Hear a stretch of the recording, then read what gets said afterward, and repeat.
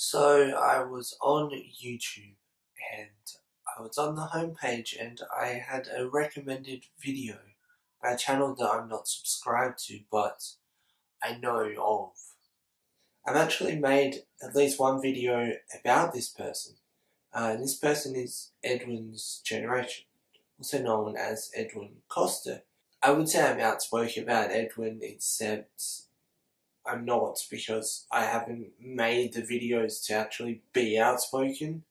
But if I actually had made the videos I wanted to about Edwin, then I probably would be outspoken about Edwin. But anyway, that is not the point. And so this video is titled Karim finally responds to Dodie Clark's accusations.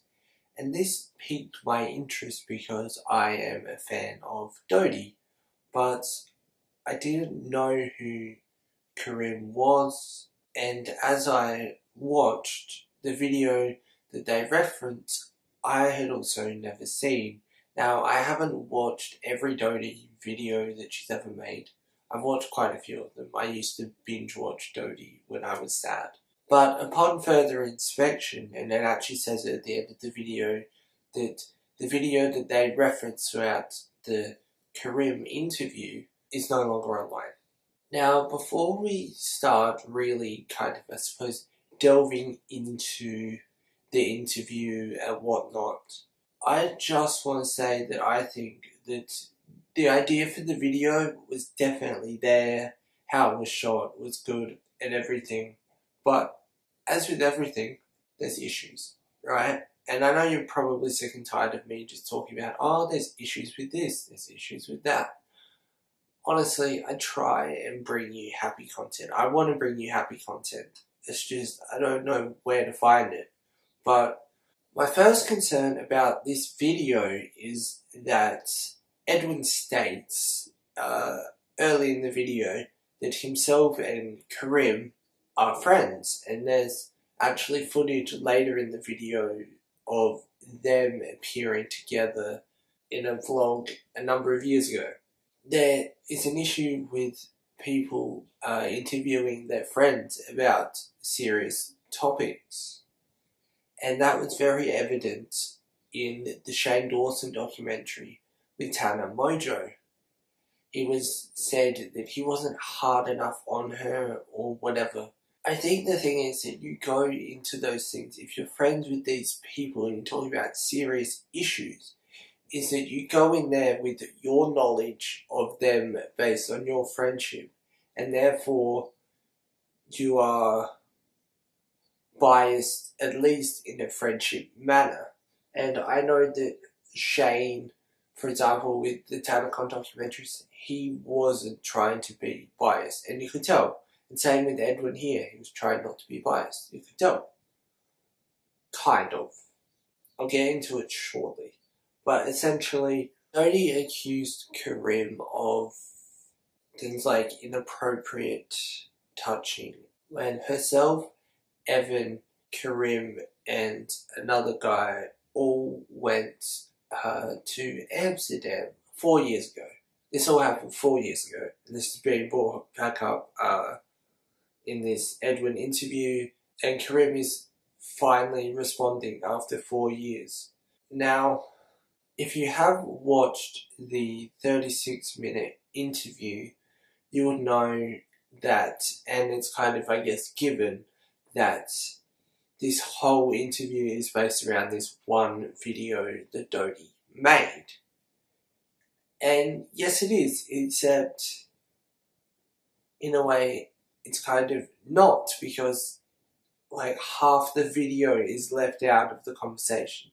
Now, I actually found the video. I don't think it's been re-uploaded to YouTube, but I found it, and I actually have a copy of the full Dodie video where she talks about Karim, but I'm not sure about showing it. But essentially, there's a point made in this video where they talk about why it's taking Karim so long to, I suppose, address these allegations, and he states that she brought it up months after the allegations happened, Except the thing is that she explains in the beginning of the video why, and this is not addressed in Edwin's video.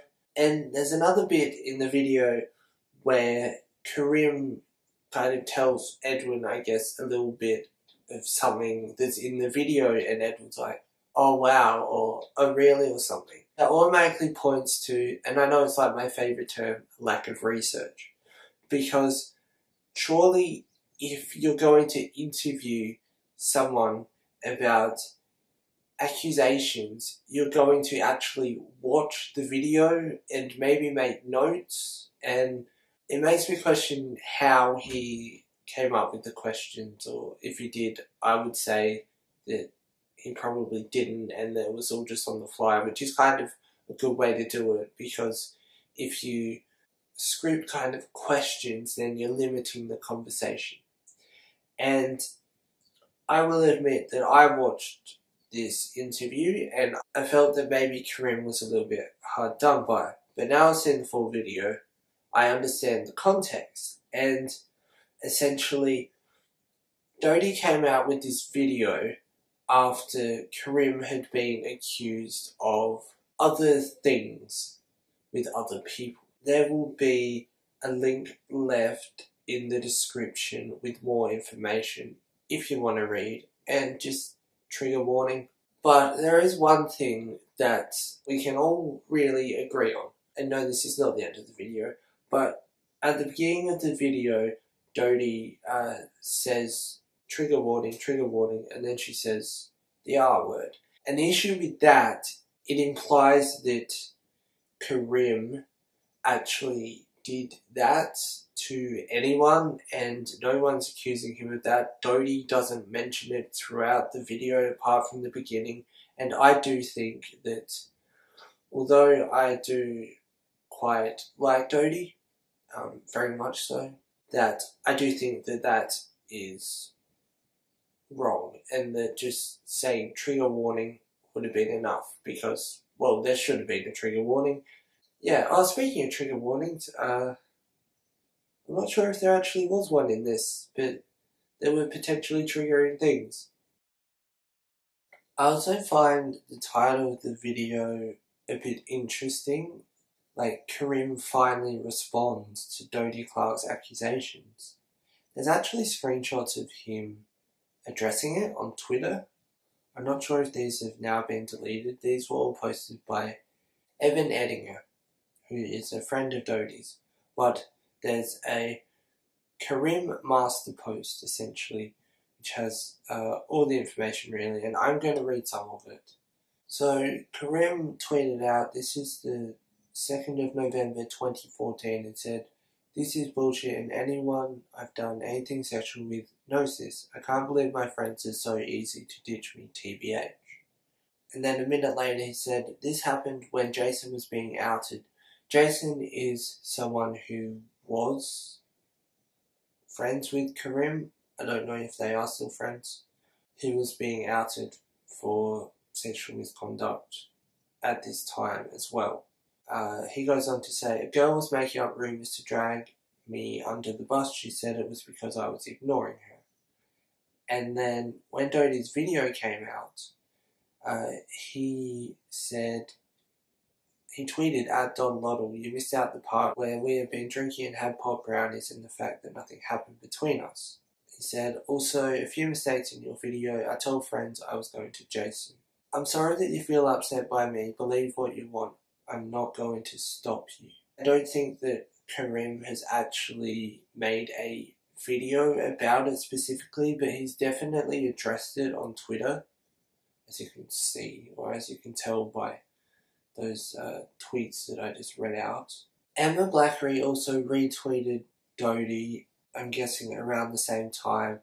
Dodie tweeted and said, "Sorry everyone, video is back up." And this was the video about Karim, and this implies that she may have taken it down, she may have privatized it or deleted it shortly after it was originally uploaded.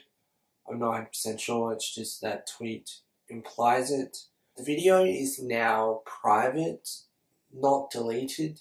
was actually unlisted as early as 2016, 2 years after it was uploaded.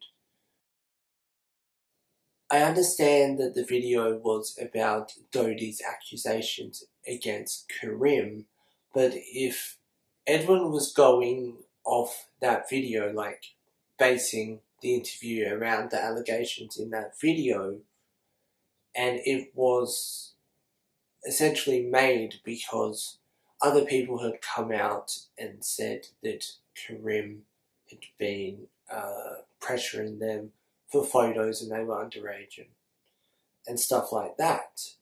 That is not addressed at all in the interview. And a few people have actually stated this in the Twitter replies, and I would say maybe even the YouTube comments. I haven't really checked them. The top ones are praising Edwin for his interview.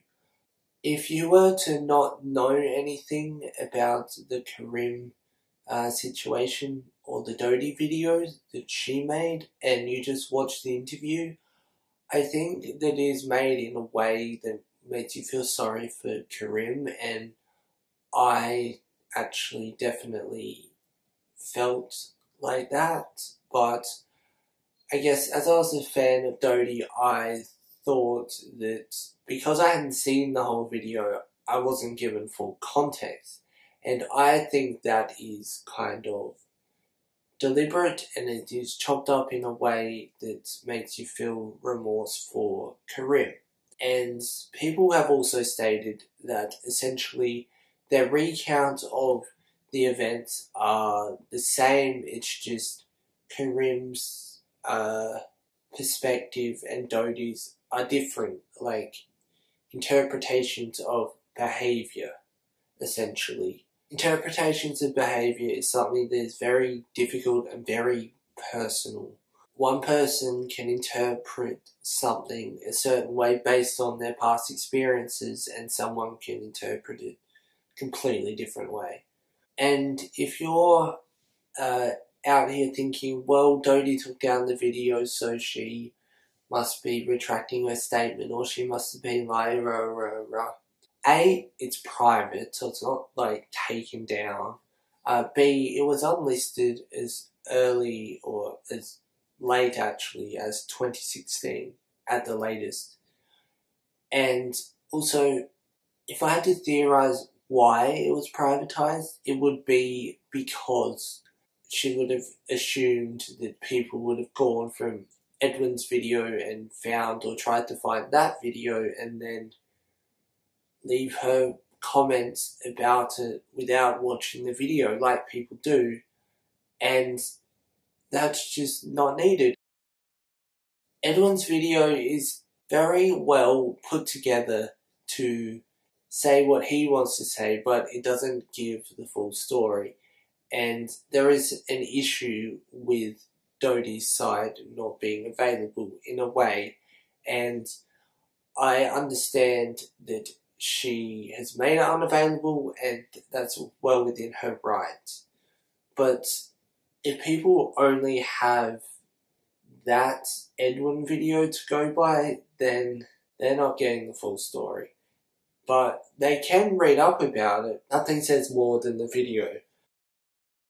In summary, Edwin made a video with his friend Karim 4 years after allegations from Dodie Clark, and he essentially, it was a good interview, except it was put together in a way that was purposefully meant to make you feel sympathy for Karim, and it worked. Although there are of course people who have seen the Dodie video before actually watching it, and there are people who are fans of Dodie and watch it with remembrance of the initial video that Dodie made that is no longer available, and I think that their opinions are a lot more valid than people who just watch that Edwin video. And you could say, well, I just watched that Edwin video, but I have actually seen the Dodie video. I found it and I downloaded it, and I have a copy, and I've seen it, and As I said, when she says the R word at the beginning of the video with the trigger warning, that's very misleading and not okay for the Karim's character. I'm also a bit confused because you can actually trim videos, like the start or the end of a video. Maybe she just wants it to be over. I mean, he wants it to be over, I guess. Maybe he wants to revamp his YouTube. I don't know. But yeah, anyway, I don't know what this was. This was just a thing of me watching a video and being like, I have something to say about that. I'm going to sit down and record a video. This is on because it's comfortable and it's a bit cold in here. Yeah, thanks for watching. I'll see you soon for more content. I'm working on my year in review video, and with that I'm going to go through each month individually in the video. Although there are some things that I can't classify in months, that will be separate, but anyway. So you can look forward to that hopefully on Monday. I was also looking into an interview with someone, and that may or may not happen. I asked them and they said maybe. They just don't know if they'll have time, but there's no rush, so it might happen. We'll see. But yeah, if you do enjoy the video, don't forget to leave a like. If you are new here, don't forget to subscribe and turn on that notification bell. And as always, let me know your opinion down in the comments. I'm always happy to have a chat. But yeah, thanks for watching and have a great day.